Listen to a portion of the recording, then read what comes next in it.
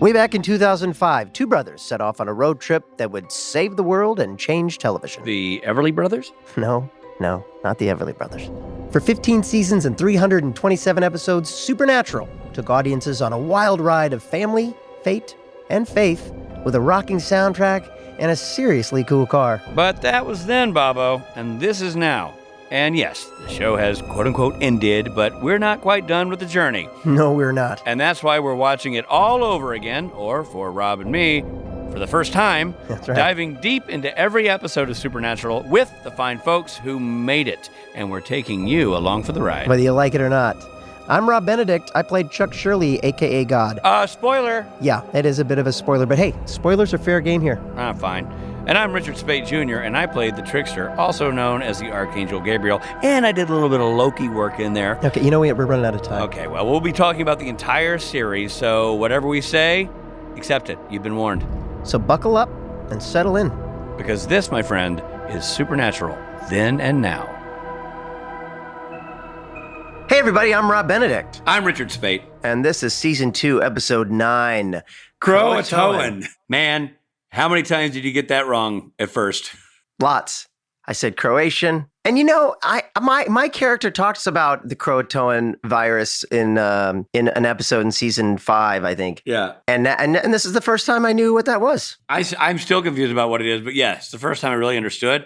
But I will say, after years of just seeing it on paper, I've called it Croatoan. Croatoan. Called like Sure. like a 50s doo-wop act from Croatia. Yeah. The Croatoans. The Croatoans. Johnny Crow and the Croatoans. All right, well, let's get into the summary. After Sam has a vision of Dean shooting a defenseless man, the brothers head to River Grove, Oregon. Hey, I'm in Oregon right now. Yeah, do you know River Grove? I don't. Oh. While looking for answers, they discover that all the phone lines are dead. Which, by the way, immediately dates this as being an old show. Right, exactly. And you live in a town and all the phone lines are down. My sons right now I could say, oh no, every landline in town has been shut off, and then it wouldn't affect anybody. No. Not only that, they could go online and find, they could Google Croatoan. Oh no, they'd be Googling, what's a landline? Sam sees the word Croatoan carved into a pole. Now, that same word was found at the site of Roanoke, the lost American colony from the 1500s, where all the inhabitants mysteriously disappeared. Is that a true thing? I think we'll find out in our facts and figures later on. They find the home of the man in Sam's vision, Duane. Duane's brother tells Sam and Dean that Duane isn't home. Something about the story is fishy.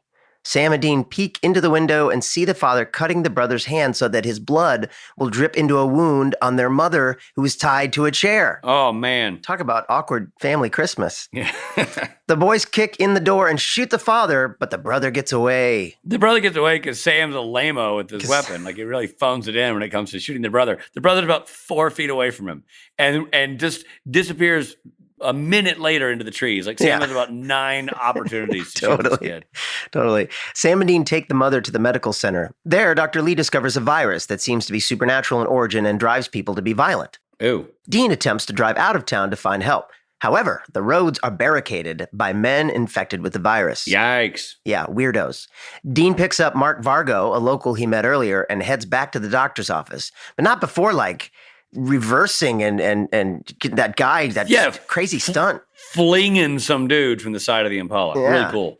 Sam shares with Dean that John believed Croatoan was a demonic plague.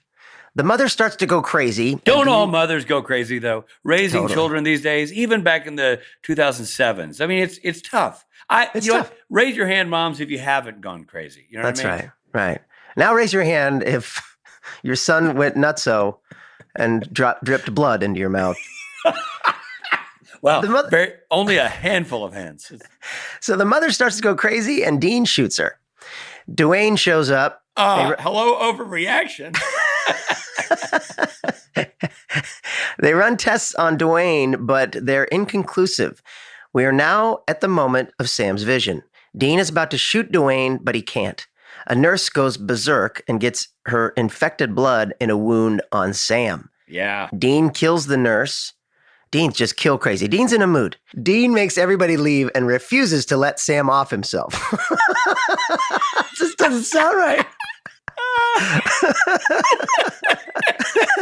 Hey, when a brother's got it off himself, the brother's got it off himself. Dr. Lee shows up and tells everyone that the town is empty. Sam isn't infected after all. The group leaves town and goes their separate ways. Duane is riding with Mark Vargo. Duane slits his throat to drain his blood into a goblet. He's making a call. Into the goblet, he says, I don't think any more tests will be necessary. The Winchester boy, definitely immune as expected. Sam and Dean have a chat. Dean is ready to share with Sam what Dad told him before he died. To be continued. My favorite part of this episode, listening to you say Dwayne as a 2-syllable word. Dwayne. Dwayne. That's what we would say it in Missouri. What would you say? Dwayne.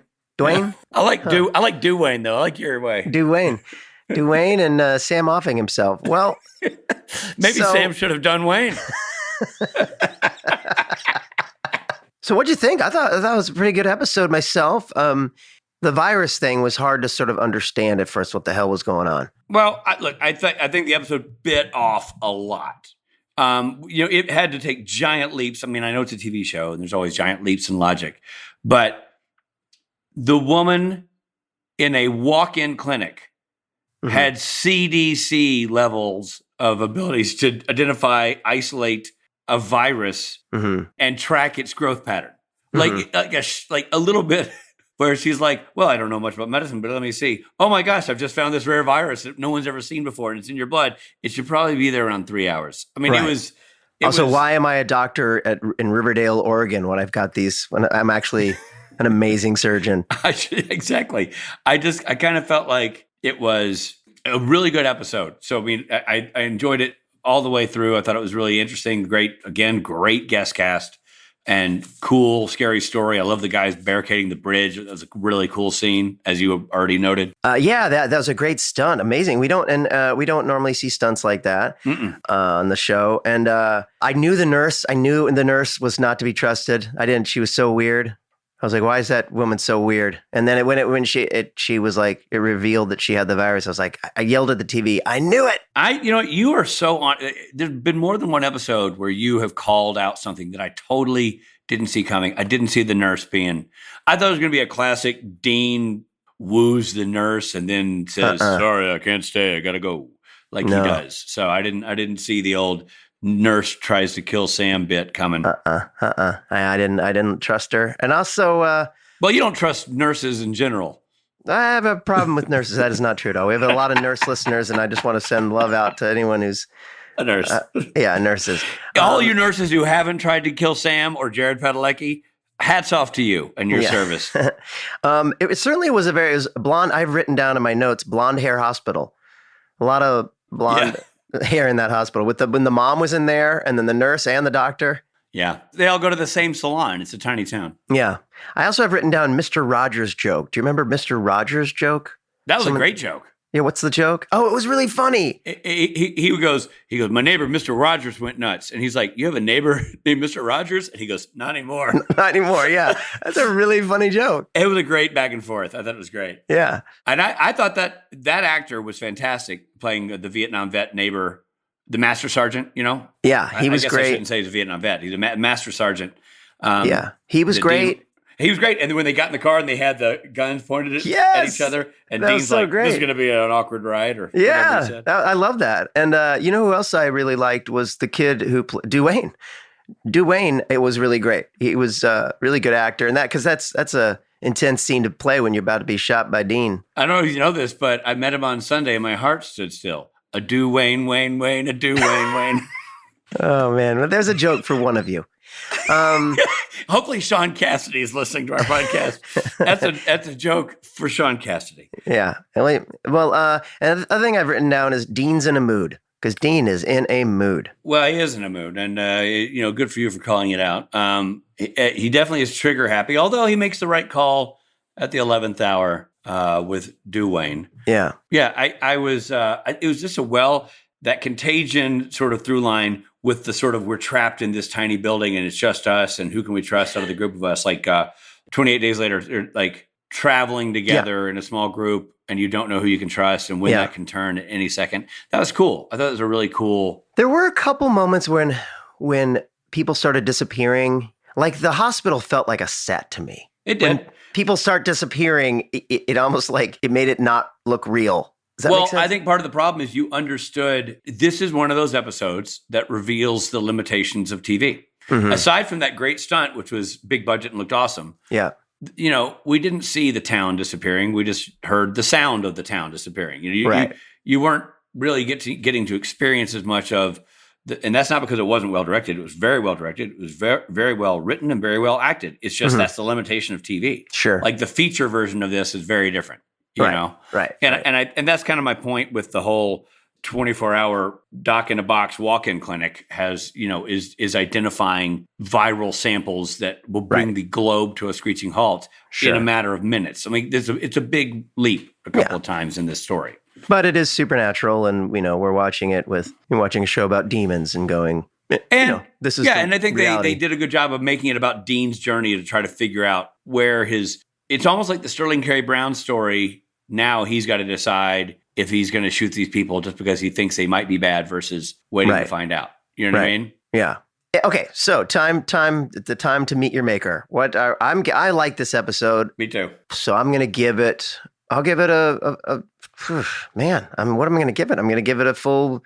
You want me to go first? So you go first. Yeah. I'm giving it a Benedict. You're giving it the Benedict again. I'm giving it a Benedict. It's a well-trimmed, well-groomed beard with a sophisticated dusting of gray. Okay. Throughout, like a consistent dusting. You could almost call it a gray beard, but I think it's for the sake of this conversation, we'll say a light dusting of gray. Now I feel judged. But it's not a home. There are just a couple of things that stopped it from being a big, bushy, perfect beard. You know what I mean? So it's a good-looking, solid, well-trimmed beard, stem to stern. Benedict. That's what I give it. I love that. In your review, I feel like I need to do some self grooming. Like, I'll give it a Benedict. A nicely trimmed, gray all over, patchy in places. Could be better. Alopecia throughout. No, I'm going to give it the same. Although I'm going to say that the beard it's like mine, but it's dyed, and you can tell that it was dyed. Ooh. That's kind of a slam on it, right? So that's a negative. A little bit. Like there are moments where, like I talked about, where like, oh, the like you said, the limitation of television. I could tell that was a set, that hospital.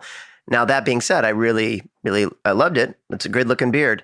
Okay, but I can tell there's been some dye work. All right, you've heard it here folks. The review stands as one Benedict, one poorly dyed Benedict. Well, yeah, one Benedict and one Benedict last February when I had that job and I dyed my beard with a box beard in a box, color in a box. All right. Well, let's get on to our interview for today. This is going to be exciting. This is one of those, damn well, Rob, that I'm going to nerd out during this interview. Totally. I know this, you know this. People should be ready because this is an unbelievable opportunity to hear. Yeah. Get it? I said hear how all the sounds of this show come together. All right, let's get to it.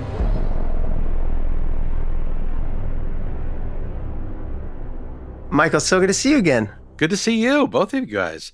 I haven't seen you in quite a while, Rob, but I have seen Rich because you directed in a couple episodes in between when I hadn't seen Rob, other than, then of course we finished off, we can talk about that later, finishing the season off completely remotely. Yeah. The whole 15 years thing is like stopping hard. We'll hopefully we'll do that in 2 years when you guys get down to that one. Yeah, exactly. Yeah. Exactly.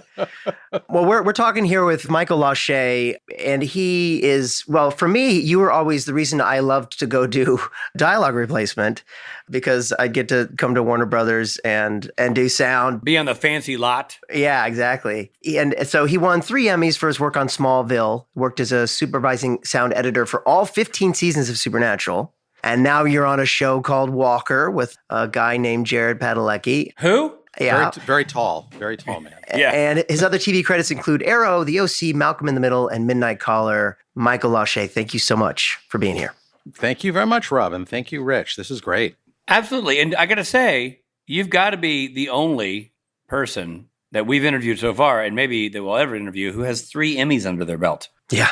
That's kind of dope. It's kind of cool. It is very cool. It was an amazing time, and the second Emmy was while we were shooting Supernatural, and we were actually nominated for 3 Emmys on Supernatural as well. Oh my gosh, for sound. Yeah, it was really. That's cool. awesome. Yeah. So here's my question, and yes, sir. We always wanted to start with the origin story of the person we're talking to, and that's really for you a two-pronged origin story. How'd you get into sound? Like, how'd you arrive where you are, and then how did you end up on Supernatural? Sure. When I was a teenager back in the 70s, it was a big deal because cassette recorders had just come out that were small enough to carry in a backpack, right? Mm-hmm. So we could actually record things. And so some friends and I would do, for fun, radio shows. We'd record stuff on a cassette and send the next part to the next person, and they'd ad-lib the next scene, and we'd send it to the next person, and they'd lib the next thing. And then eventually it's like when the recorders got small enough that you could actually put into a car, and we were in high school, I started recording. We would do sound effects on the fly of, keys rattling to do the chains and stuff for the Ghost of Christmas Past as we went around delivering Christmas presents in neighborhoods to friends and stuff like that. And we went for years in high school.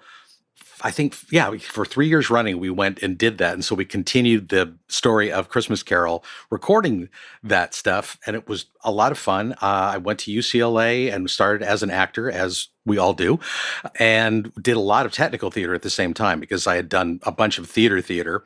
And I wound up sticking with technical theater. My first project at UCLA was as what would now be the supervising sound editor for a play for Hot L Baltimore at UCLA. Wow. And we did not unlike what we were doing on Supernatural all the time, creating a soundscape for what that time and moment is. It was supposed to be Memorial Day, 1972.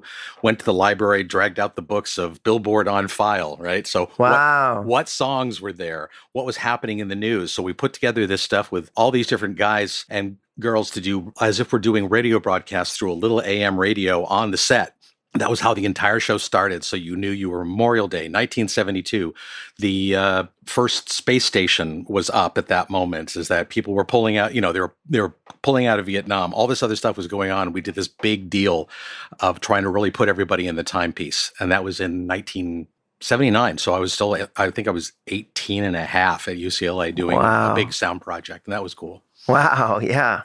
That's kind of thing that sets you up for later of working on a show like Supernatural too. Exactly. For flashbacks and things. So what was that segue like? So you're now a UCLA graduate. Right. You've been doing, it sounds like a lot of technical theater stuff, but not necessarily film sound. I had a really great friend all the way through school where we walked back and forth between SC and UCLA, and his dad was on staff there at SC. And so we were recording stuff for the film projects there and for UCLA because they were both changing between film and tape right at that time. And so we were starting to do remote recording, and we'd go out and record stuff. We set up an episode that happens much later in Supernatural, but we recorded tap dancing because they couldn't really get it the way they wanted. So we actually had got these brand new types of funky microphones called PZMs that we rented and borrowed and put them on the floor and recorded these two guys doing tap that went straight to film.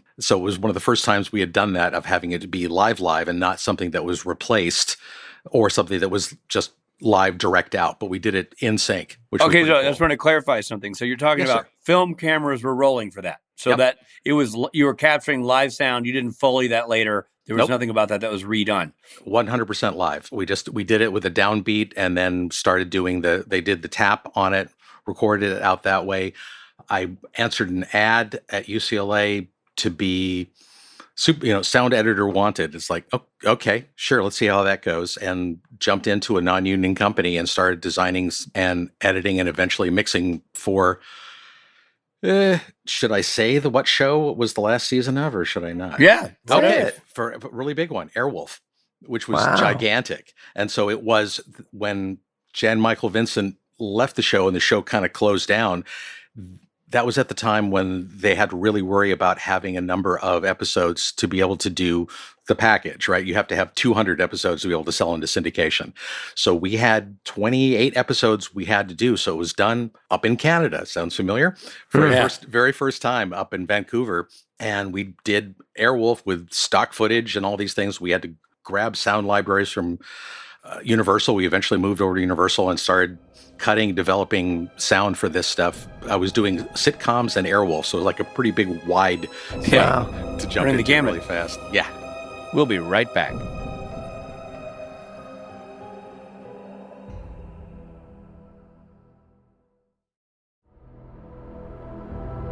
Thanks for listening. Now back to the episode.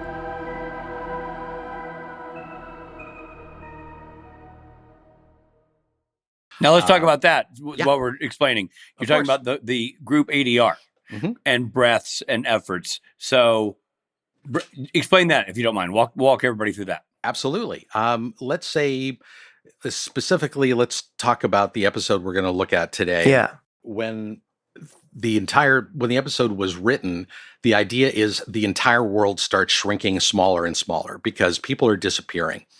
So we want to make sure that anything that was in production, for example, maybe the camera operator is backing up in a shot and we want to get rid of their feet and we want to be able to have control over it. Right. So we might, for Sam, as he's coming in the hallway and looking very concerned and walking from place to place, we might replace with time his efforts and breaths coming around the corner and struggling because we don't have that, because we had Bob Singer, while he's directing, maybe saying, and duck, and move to the side. And so you have the stunt coordinator and the director possibly talking directly over at that same time. Right. So that we might, for time, replace efforts and breaths with a group, meaning a number of people who would come in and be the background people that you see. At the top of the show in Croatoan, there's quite a few people we hear and don't see. We're trying to populate that town because we want to be able to hear there's 30 or 40 people on the street. The people are busy. Everyone's happy. How you doing? Smiling, waving, and all that. And then as the show goes on, fewer and fewer people are there.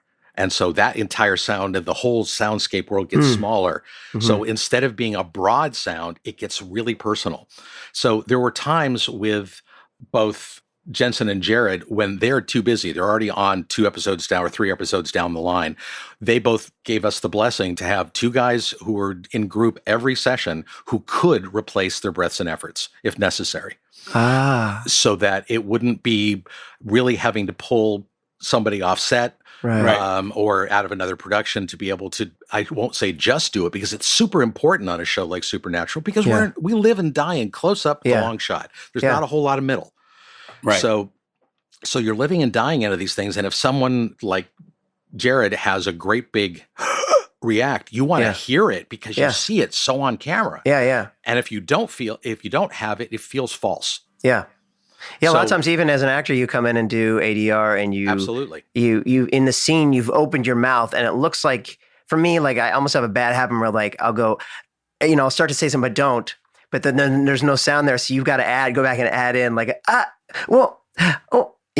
in something like that, which I really enjoy doing. I love ADR. I love automatic dialogue replacement. ADRs, I love doing it. It's an interesting process. I think you said something earlier that I think is really true. Is that the ear wants to hear something. You don't have to be a film buff. Just any viewer watching anything, your brain, your ear expects something. Expects like you said, a casing to fall. Or if it's weird to go back and watch movies now without Foley, and you'll see somebody walking across the floor, and you're like, that's weird. There's no footsteps. Or bad Foley, where it's like, or footsteps that sound like they're walking on your lap. Yeah, exactly.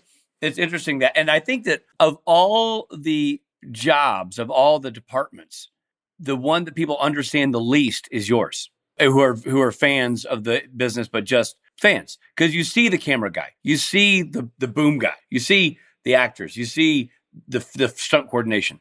What you don't see is from the ground up, the audio palette being built. And I think people would be shocked to know how much they are hearing that wasn't there originally, because it's wall to wall. Right. I think you're completely right. I mean, I can tell you a side story really quick about an older film, which I think is one of my favorites, is Magnificent Ambersons. When that was done, they shot in a freezer for part of the scenes, right? So that to be able to have the correct, breath coming out and freezing as we're going. So H.G. Wells afterwards looked at it and they went, how are we going to get the sound of them riding on a sleigh with the movement you have in your body and not have it sound false? So they said, Okay, so they put everybody on 2x4s and bounced the 2x4s up and down so you had a sense of movement in their voice. And if you go back and watch that, that's what, 1938, 9?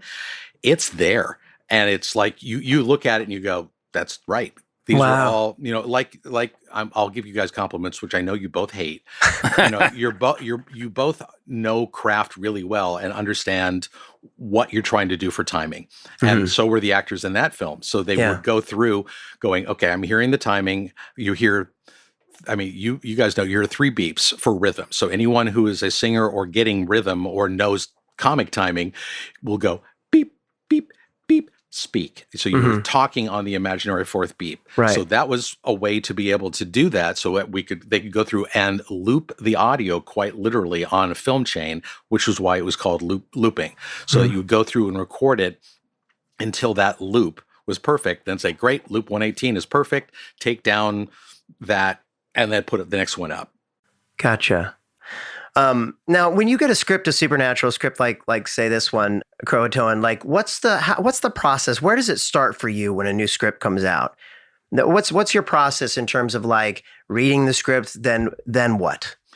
Well, luckily, Supernatural was a series where the script is very descriptive. The script has quite a few descriptions, and sometimes it's just emotion words that are in it too. It's like, this is totally cool. He goes in and out of the dark, and it's this. So we actually see that in the script. You go, oh, okay.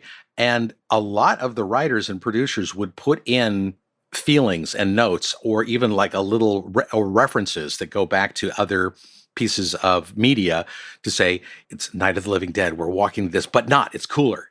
Or it really says, you see 20 people walking down the street, and we go to the doctor's office, we come back out, and there's fewer. We go to the doctor's office again, we come back out, and there's no one on the street. Wow. And so you realize that sometimes just in the way it's written, but definitely when the show has been shot, or if it's someone we know really well, because Bob Singer and I have worked together on and off for, I hate to say, close to 30 years. So he would say, I got a really cool thing we're doing. It's going to be like this. We're going to want it to go from really big to just we're in people's heads. We want to just have, what is that visceral connection you have at that moment? So this is on you. And he points at you, and then you walk out. Right. That's yeah. And then do you have a meeting with the director then soon after that? Yes. Usually if the director was one of the producers, yes. But as happens a lot of directors who are journeyman directors are on to the next project, because we're posting it 4 to 6 weeks after you finish shooting it. That was when you guys got calls to come back to redo things as well. So we might be 4 to 6 weeks out, and the director has given their notes to the picture editor, who's talked to the producers, and the producers have notes, and then post-supers and others will do that. We'll do a big meeting. We'll do a post-production meeting, and then we'll do a spotting session with music, myself, and the picture editors and the assistants, just in case there's any note that was left behind, because the assistants are taking notes madly about what everybody says to make sure everybody's vision goes through to the end, right, as far as it can go. So in this episode, Sam comes out of his vision in the beginning, and there are some warping sounds. Are those consistent with his previous visions? Was that something you invented on the day, or was that something that you guys kind of used as the vision sound? That's a great question. We did create that with sound effects editors and also music, because we kind of top one on top of each other. So our sound effects editors at the time were Tim Cleveland and Paul Diller and Mark Meyer, who was on from the pilot all the way to the end. Mark was, which was great. So there's a serious consistency to go, remember when we did blah, blah. So yeah, that we had those visions were consistent in season 2, so that we at least had the same sort of, looking at it musically, the same sort of pitch and rhythm and drive to come in and out. So once we created it, we gave that to picture department, or they pulled it out along with the composer, and then it would top it. So all the time with the composers, we'd have this discussion to say, okay, who wants to hit that? And then we'd go, yeah, I'll hit it, and I'll hit it too, but let's just keep the stems or the portions of it separately, so we can mute just that drum hit coming from Jay, if need be, in case it hits the action too hard, or a visual effects comes in, and then the sync slides, and the music is harder to move than our sound effects. Right. Why? Why is that? Because of the overall sync? Right. The overall sync, and a lot of, because the music is going and doing reference to emotion. Right. Where most of the sound effects, I won't say all, most of the sound effects are in to being able to delineate action and then also helping emotion. Like Right. you talked about the beginning of the episode. You've got a really cool sequence where everything is warping. You hear a heartbeat in through that coming in and out. You hear the people's voices twisting a little bit, and then everything snaps back out. So we had to create a good in and a good out to match what the visual is, because they're not visual effects, they're camera visuals in a lot of cases to see what's happening, the changes of cut and what the POV is, and is there a vignette or an edge around that frame, right, at which point your brain says, okay, is that a dream sequence, or is it a point of view? Is he having a vision? And that was the discussion we were going on. It's like we'd hear back and forth from Phil and Bob and others. It's like, no, I want a little bit more vignette. I want to see it a little cloudier to really know where we are on these shots, and the sound needs to follow it too, or it feels odd. If you put those weird warbly sound effects straight across picture that doesn't have a change, it feels odd. The same way as if you have, to me, if you have bright, clean, synchy sound effects on top of jump cut picture, it doesn't feel right. It doesn't have the disconcerting weirdness, for lack of a better term, that it would of what the picture is doing. So we have to use the picture as our guide for the effects as well. You know what I think is one of the things that would fascinate people who are not in the know? Room tone. Yes. That you have to go in and put in the sound of a room, because no one thinks of a room as having sound, but of course it does. Right. How do you decide? I know that the boom guy is getting a little extra stem for you, so you know, but that's what I'm saying. It's very little bit. Right. So how do you build a room tone? Because you're not building it off that. You're not going to loop that thing right? You can't take his or her little snippet and loop it. You're going to have to build a room tone. How do you decide based on, given the parameters of the set and, the town and all the other elements, how is that room tone decided upon, and how is it created? We try and do it with a feeling. For me, I ask ahead of time, if possible, is like, can I see the ground plan you're shooting on, so we know what the actual set is like? And my first question is there a window? Where is it? So that when we're in the shot POV, we want to know it's off left, or it's off right, or it's behind you. Is that for your mix? So because now when you're doing that, now you're talking about right speaker, left speaker, back right, like when a car drives by or whatever. That's what you're talking about. So, for example, Rob, behind you, if I'm looking camera POV, you have a glass door, a half glass door behind you. That half glass door has a different sound than what would be in Rich's room, because Rich has wood hard sides around behind him. But that half glass door behind you is an older door, just by looking at it. Yeah. Sound and or wind would leak through it a little bit. So you want to know that there's a world off to your left, my camera, camera right. Right. So you have that feeling out there. Right. That being said, on a set, because so much of episode 9, season 2 is set inside the dispensary and inside the hospital, the clinic that's there. Right. The clinic had a whole bunch of background sounds, like any clinic would. It's got air conditioning. Okay, what sort of air conditioning? Oh, what's the thematic air conditioning? Can we take it and tweak it a little bit so that we have a sense of foreboding? And so that's one of the things that you're talking about that we try and do emotionally to it. So what we would do is try and create a sound or a sound template for a space. So you want that space to be able to not only have the 3 dimensions, but you want a fourth, as far as I'm concerned, which would be, what's the emotional quality of the space? And if we can augment that, we'll create a room tone along with maybe the room of the air conditioning, but what should that air conditioning sound like? Are we trying to lead that it's kind of a dangerous place? We might play around quite a bit with very low frequency sound, because that's what we did in Supernatural from the pilot on down. To give you a sense of foreboding, we might have a really low frequency rumble that just builds up every time we come into an emotional, scary moment, and then drop out hard, so that you're not really aware of what it is. And then suddenly that sound would just drop out hard, like I can breathe again for a second. Right. That's awesome. In some cases, when we're trying to create that flashback sound coming in and out of a room, there'll be a whole lot of extra things in it, which will then also go away hard, coming back to quote reality. When we first go into the clinic, there's still a little bit of typing. Maybe there's a little phone ringing out there. There's a sense of traffic moving by, which we decided seeing Sam and Dean as the two agents coming in walk in, and they're coming in from visible left, walking across and coming down. So we want to hear a car, let's say, go by at that moment to know there's people in that town out that direction. You hear it bleed through the next doorway, and the next doorway, it gets quieter. And then as the show progresses, it gets quieter and quieter. And so at that point, we're down to almost no sound in there, just enough to be able to not hear camera noise or hear, because we're still filmed then, to not hear camera noise and not hear playback. So you won't hear the video monitor squeal, which actually the microphones do pick up. Wow. So if we're over if we're on a really tight shot, you will actually hear the focus rig on some of it. Wow. You wouldn't be aware of it because we're able to notch some of that out. Now we can do it even more. But some of those remote focus rigs, you heard that servo coming in and out, and we would have to get rid of that because it wouldn't feel right. Yeah.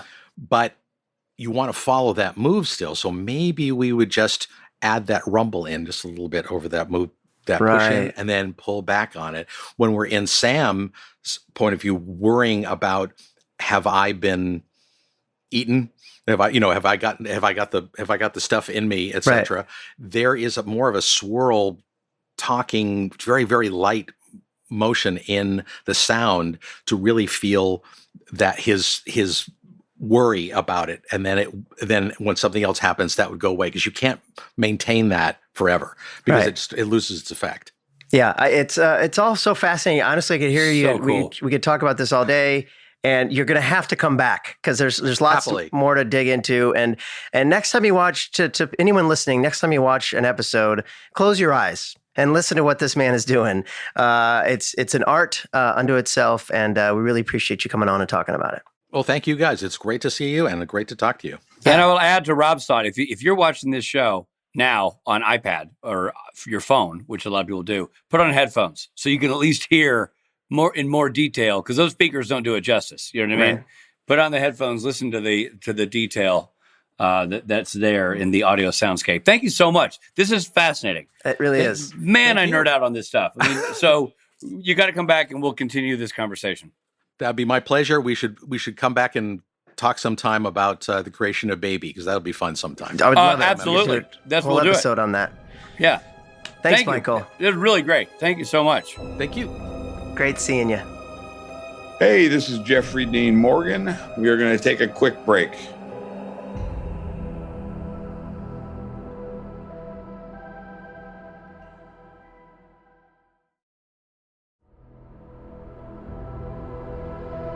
Hey, it's Jeffrey D. Morgan again. Welcome back to the podcast.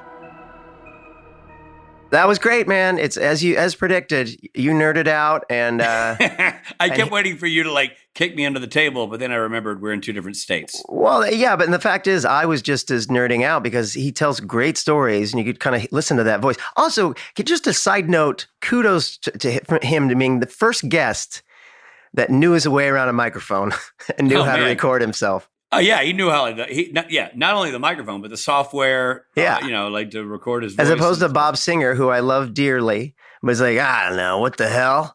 When am I supposed to? Where's that? All right, I'm holding the keyboard. Show me where's the R. By the way, prepare for the strongly worded letter from Bob Singer that's headed your way. It was Mike was a great interview, and we'll obviously have him back to talk more about it. But also thank you, Michael, for the sound samples you sent us that we were able to drop throughout the interview. Really cool, especially for a podcast. It's a perfect way to sort of demonstrate what we're talking about. So thank you so much. I mean it. I used to love seeing him when I'd go in to do ADR. He's a good egg. Maybe Rob and I are the only two people who appreciate this in this conversation now out of you listeners, but I can tell you, if you do this for a living, there are a lot of people out there doing crappy ADR where you can tell that lines have been added or subtracted or, redone, and you just can't tell in Supernatural. Like the looping, the ADR that the sound team does is perfectly matched to the production dialogue. Also, I know a lot of actors who don't like doing ADR, and I love it because I like seeing what it looks like.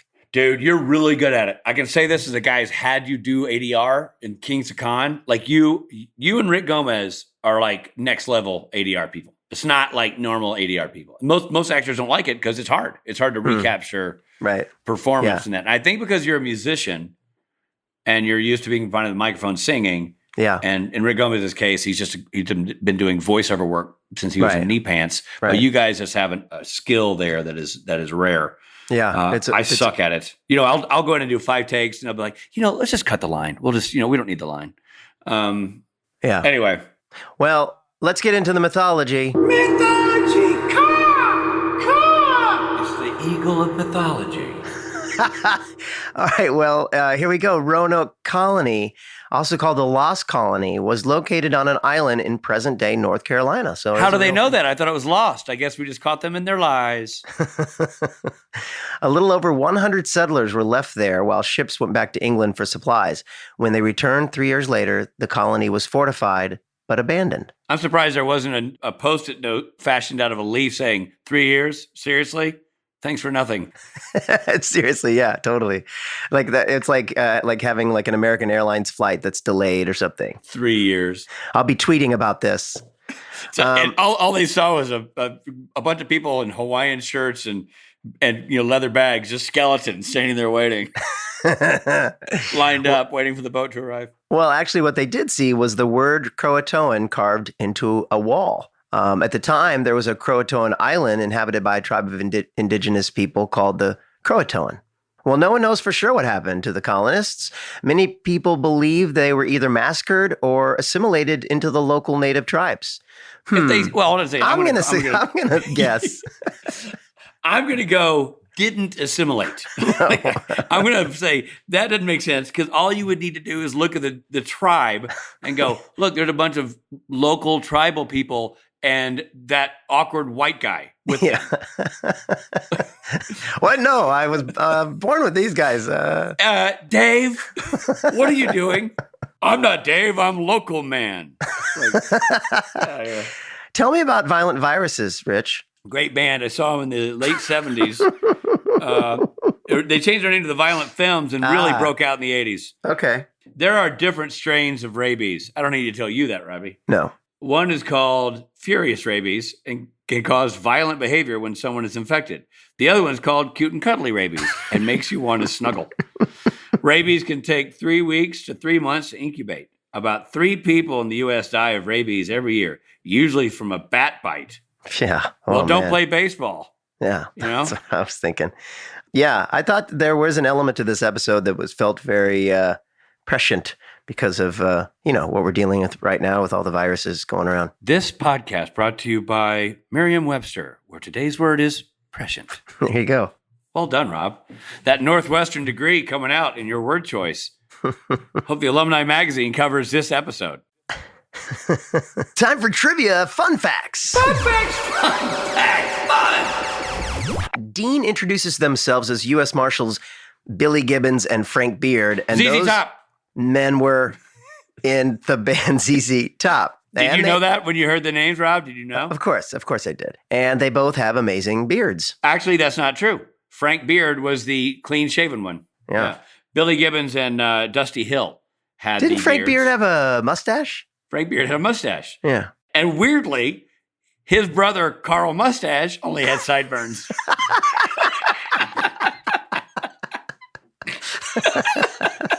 And then, of course, there was Jimmy Sideburn, completely clean-shaven. This episode is unique in that the mystery of where all the town people went is never solved. Oh, that's true. It's called phoning it in. It's called lazy writing. No. We're kidding. No, we're kidding. The doctor mentions the town Sidewinder is 40 miles away. Now, Sidewinder is a town 40 miles away from the Overlook Hotel in The Shining. Ooh, creepy. In the Stephen King's TV miniseries Storm of the Century, a demon made the Roanoke colonists drown themselves in the ocean. So there's a good segue for you. I guess that's what Stephen King thinks happened to the colonists. That's right. His theory is on record. Yeah. Also, when Dean is leaving town, he walks past a license plate that has WTF on it. Now, that's got to be coincidence, because were people saying WTF back in 2007? To me, that's where's the friend? Yeah. Or what the friend? I don't think so, buddy. I don't think they washed the front. I don't think they were saying what WTF on purpose back then. But good eye, Robbie. Yeah. Well, Kripke mentions, quote, "We felt if you're going to prepare for war, one of the things you might try to do is an experiment and see if there is a biological agent at your disposal." Oh, I see what you did. You leapt down to the last one. I was about to wrap it up. I thought you saw the WTF thing. I didn't know you were reading the script. Good for you, Robbie, for not missing any of the bullet points here on the paper. So we're episode 9, season 2. He's finally. No, you're leaping around. If people could see, they would understand, because you leapt to the end, but you did it wisely because you were following the segue. Like, you're a trained professional. Right. You're good at this, man. Thanks, man. I don't have Appreciate any business that. being here, but you're good. Do I bring a little flavor? It. Sure. But you're really doing the heavy lifting here. Ladies and gentlemen, if you don't mind, I'd like to take a moment. A round of applause for Rob Benedict on the other microphone. I salute you, sir. Well, the fun episode and fun podcast. Let's do it again. Let's do it about 300 more times. Yeah. This episode of Supernatural features Jared Padalecki as Sam Winchester and Jensen Ackles as Dean Winchester. Guest stars included Kate Jennings Grant, Bobby Jose, Diego Clattenhoff, Pamela Clayton, and Chilton Crane. Trivia about Chilton Crane: she appears in a later episode of Supernatural years from now as Jack, played by Alex Calvert's grandmother. Okay. Wow, that sentence sort of confused me. I'm confused by it myself. Point is, Chilton Crane is Jack's grandmother. Jack. Oh, Jack's grandmother. In the future. Yes. Okay. Also, my friend Hank Chilton's wife's name is Pamela. Oh, my God. That's what Pamela Clayton's name is. Yeah. Croatoan was written by John Scheibon and directed by Bob Singer. Editing by Tom McQuaid. Music by Jay Gruska. Executive produced by Eric Kripke and Robert Singer. This episode originally aired on December 7th, 2006. I don't need to tell anybody on this podcast what date December 7th is. A day that will live in infamy. In infamy. The bombing of Pearl Harbor. That's right. This episode of Supernatural Then and Now was hosted and executive produced by Richard Spade Jr. and Rob Benedict. Produced by Stephen Hine, written by Stephen Hine and Haida Holscher, and edited and associate produced by Trey Booty. What's up, Booty? Music provided by Tim Wynn. The episode was recorded with the help of Sonic Fuel Studios. This podcast is from Story Mill Media. Follow the podcast on Instagram and Twitter at SPN Then and Now.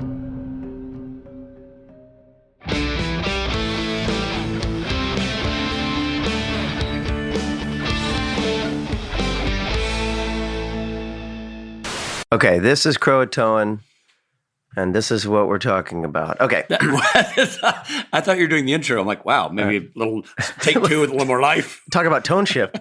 Okay. I want us to say it together because I want to see if we can get it right. 3, 2, 1. Croatoan. Pretty much any time. I only missed 2 episodes, Rob and Rich and Steve, out of the entire run. One was when my father passed away, which is understandable. The other one was, I've told both of you because I've known you guys long enough, is that my wife and I, since 1989, have been chasing eclipses. So we went to an eclipse in Australia when one of the shows posted. Wow. And it was like, I'm going, because it was a really cool way to be able to say, I'm absolutely going somewhere. These are the dates. You can't do anything about it. It only happens then. So right. It's my hard line in the sand and the hard line in the sky. Wow. To be able to do that. So I've never heard that before. That's cool. Yeah. Well, thanks again, Michael. We're on a tight schedule. Yeah, I'll let you go. Thanks. Dude. Thank you. And we'll I'll talk again. to you forever. We'll be in Dude. contact. Bye. Bye. Are we on a different Zoom for this other one? We are. All right, see you there. Sidewinder is a town 40 miles away from the Overbrook Hotel in The Shining. That should be the Overlook, not Overbrook. I didn't know you knew The Shining so well, Rich. Here's the thing. I love the movie, the Jack Nicholson movie, obviously. Yeah. I've read the novel, and then I watched the miniseries of The Shining that came out starring the guy from Wings. What? Yeah, they did in the 90s, they did a 3-part or 4-part miniseries of The Shining starring the guy from Wings. Right. But I should look at guy. Steve, who's the other guy from Wings? And by the way, Wings right now, half the audience doesn't even know Wings. Like, Half, I would say 80%. half. You spit out your coffee. Half. Okay, who is this? Who is this, Steve? I need a name. Stephen Dorff. Stephen Goober. Milzenson. Stephen Is Stephen Messenson. Stephen Weber. Stephen Weber. Stevie Weber. We got Stephen, right? Yeah. Stephen Weber starred in the Shining. Wow. Thing, and I did. He did a bang up job. The production looked great. It was cool. It was more of the actual novel in that miniseries, and there was no way you could not watch that miniseries and come away with the one thing I know that everybody came away with after watching that miniseries is why the hell did they try to remake The Shining? Sure, right. I mean, the movie's Yeah. just too perfect. I don't care if they left out bits of the book. It's just too great. Did you see Dr. Sleep?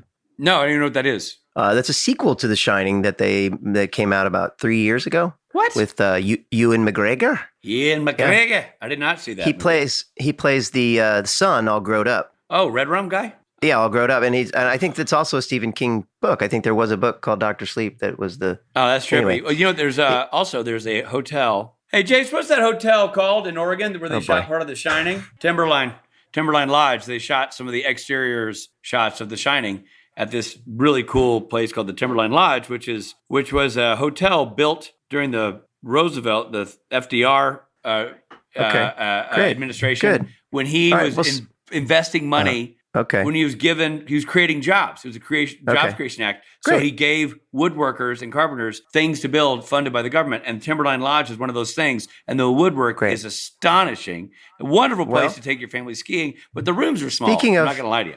But outside is where they shot stuff from The Shining at the Timberline Lodge. Speaking of Stephen King's miniseries. I'll say this. Sorry, non-podcast question. Have we reviewed this episode yet? No. Dean's just kill crazy. Dean's in a mood. Yeah. Dean makes everybody leave and refuses to let Sam off himself. Wait. Let's try that again. Let's try that again and put the emphasis elsewhere. Got it. Take 2. Story Mill Media.